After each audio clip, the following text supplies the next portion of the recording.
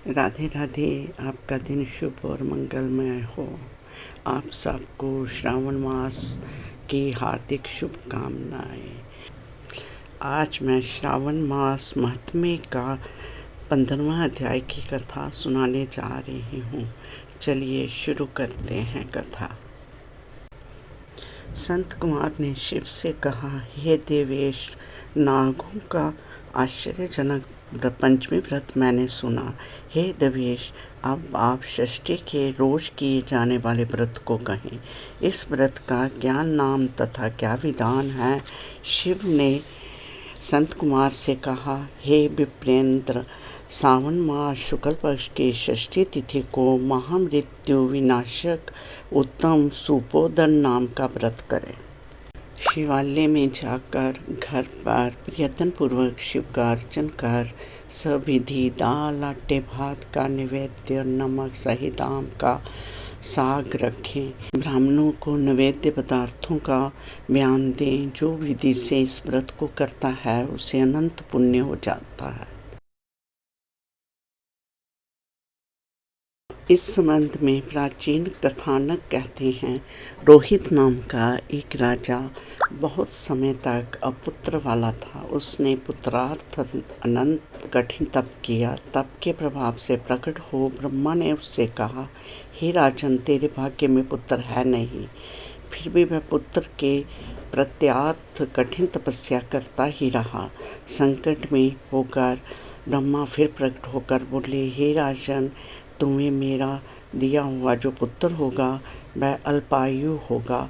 इस प्रश्न पर राजा और रानी ने जो निश्चय किया कि पुत्र प्राप्ति से विंध्यापन तो हट जाएगा, लोक में पुत्र होने की निंदा तो मिट जाएगी। यही बहुत है। ब्रह्मा के वरदान से शोक और हर्ष से युक्त पुत्र हुआ।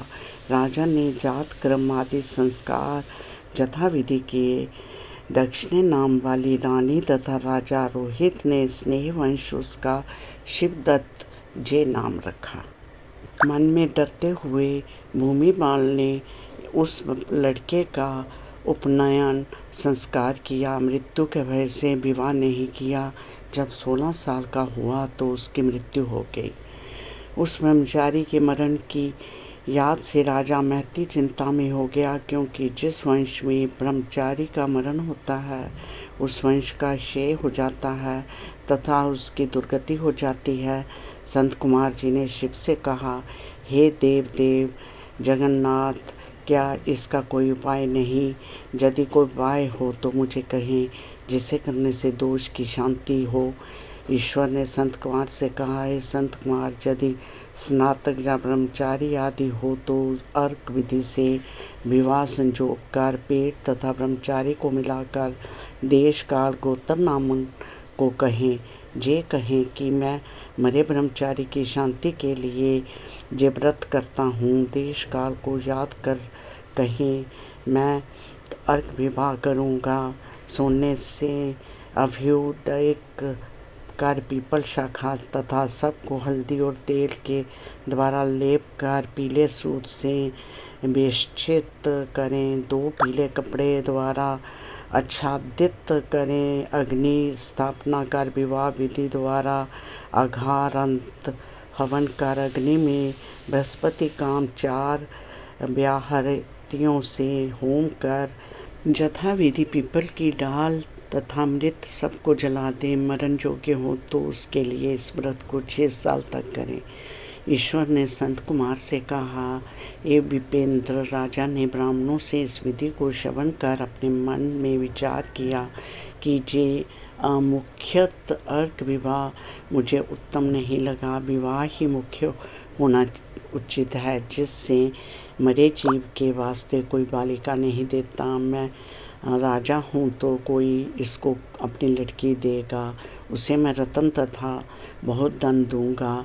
उसने नगर में एक ब्राह्मण रहता था। वह दूसरे देश गया हुआ था। उसकी प्रथम मृत पत्नी से एक लड़की थी। दूसरी विवाहित स्त्री बहुत दुष्टा थी। उसने डाह से और बहुत द्रव्य के लोभ के कारण लड़की देने की इच्छा प्रकट की। उसने 1 लाख रुपए लेकर 10 साल की उस दीनवाला को मरे हुए राजा के लड़के के वास्ते दे दिया। उस बाला को लेकर वे सब नदी के किनारे शमशान में गए। वहाँ उस शव के साथ बाला का विवाह किया। मनुष्य लोग विधि पूर्वक शव के साथ स्मंद कराकर चिल्लाने को तैयार हुए। तब बाला ने कहा कि आप क्या करते हैं। बाला की ऐसी वाणी को श्रवण कर वे सब दुखित हो बोले, जे तेरा स्वामी है, इसी की देह को जला रहे हैं।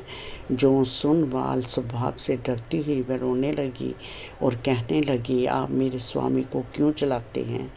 मैं जलाने नहीं दूंगी, सब लोग जाएं, अकेली मैं जहाँ रहूंगी।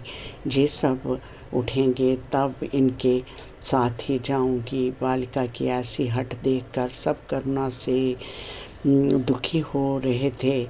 जो प्रारब्धवादी वृद्ध लोग थे उन्होंने कहा, अहो अत्यंत कष्ट है, किसी का भावी कर्म नहीं जान सकते। दीन संरक्षक दयालु भगवान क्या करेंगे। निराश्रय वाला जे कन्या साफल्य भाव द्वारा दूसरी सुतेली माता से बेची गई है, अतः कदाचित देव रक्षक हो तभी इस बालिका को तथा इस मरे हुए राजकुमार को हमें जलाना नहीं चाहिए। यदि आप सबको हमारी बात अच्छी लगती हो तो हम जहाँ से घर चलें। ऐसा विचार कर सब अपने अपने घर लौट गए। भय विह्वल हो अकेली बालिका शिव और पार्वती की याद करती हुई बाला स्वभाव से ना जानती हुई कि ये क्या है, जो क्या है, उसकी जात मात्र से करुणा परिपूर्ण सर्वज्ञ पार्वती और शंकर जल्दी वहाँ आए। तेज पुंज वृषभ पर सवार हुए शंकर पार्वती को देखकर उसने प्रणाम किया।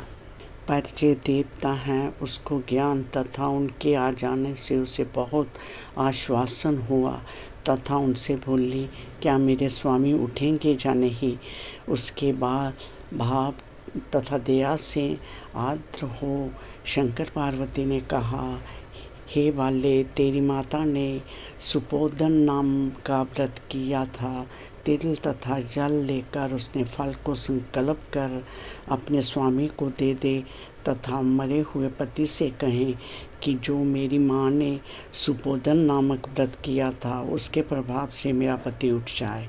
उसने शंकर और पार्वती के कथनानुसार किया। सुपोदन नामक व्रत के प्रभाव से शिवदत्त उठ गया।